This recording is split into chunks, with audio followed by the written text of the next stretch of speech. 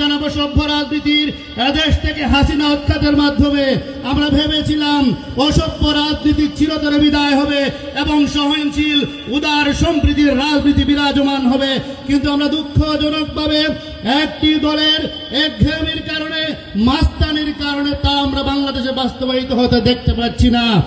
সুতরাং বাংলাদেশে আগামী দিনে ইনসাফ, সম্প্রীতি এবং সহনশীলতার রাজনীতির, সভ্য রাজনীতির সূচনা করার জন্য ডাক্তার শফিকুর রহমানের নেতৃত্বে দাঁড়িপাল্লা প্রতীকে ভোট দিয়ে সিলেট ৬ থেকে এবং সারা বাংলাদেশে আমরা দাঁড়িপাল্লাকে বিজয়ী করে বাংলাদেশে ডাক্তার শফিকুর রহমানের নেতৃত্বে একটি সভ্য এবং ইনসাফের রাজনীতির সূচনা করব ইনশাআল্লাহ।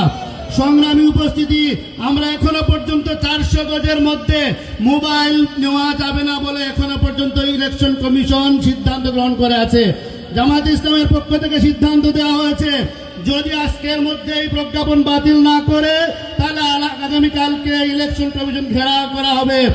আমরা বলতে চাই, আমরা উৎসবের সহিত ঈদ উদযাপনের মতো ভোটের দিন, ভোটের বুথ পর্যন্ত আমরা মোবাইল নিয়ে যাব।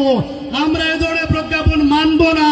আমরা ভোট চোরদের ভিডিও করব, মাস্তানদের ভিডিও করব, আমরা ছবি তুলব, রিলস বানাবো, ফেসবুকে দিব, সোশ্যাল মিডিয়া দিব, দুনিয়াবাসী দেখবে ভোট চোররা ভোট চুরি করতে পারবে না। এবং সোশ্যাল মিডিয়ার মাধ্যমে হাসিনা প্রত্যাখ্যাত হয়ে ভারতে গিয়েছে, এবার যদি কেউ এরকম করতে চায় তারাও প্রত্যাখ্যাত হবে। সেই প্রস্তুতি নিয়ে ডাক্তার শফিকুর রহমানকে প্রধানমন্ত্রী করে বাংলাদেশকে আমরা ইনসাফের নীতিতে ফিরে আনবো ইনশাআল্লাহ। আসসালামু আলাইকুম।